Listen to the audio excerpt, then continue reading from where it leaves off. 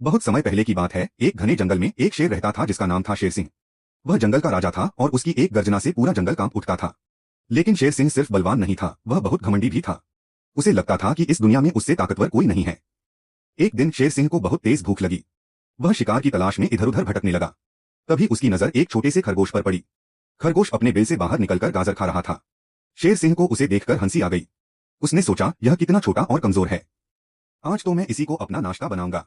शेर सिंह ने खरगोश से कहा, अरे छोटे, तुम्हें पता है कि मैं इस जंगल का राजा हूं और मैं तुम्हें खाने जा रहा हूं। खरगोश पहले तो डर गया, लेकिन उसने तुरंत अपनी बुद्धिमानी का इस्तेमाल करने का फैसला किया।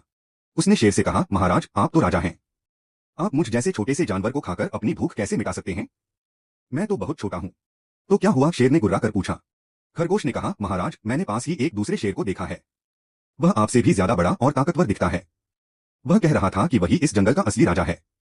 यह सुनकर शेर सिंह का घमंड और भी बढ़ गया। उसने गुस्से में कहा, यह नामुमकिन है। इस जंगल में मेरे अलावा और कोई राजा नहीं हो सकता। मुझे अभी उस दूसरे शेर के पास लेकर चलो। खरगोश शेर सिंह को एक पुराने कुएं के पास ले गया। कुआं बहुत गहरा था और उसमें पानी भरा हुआ था।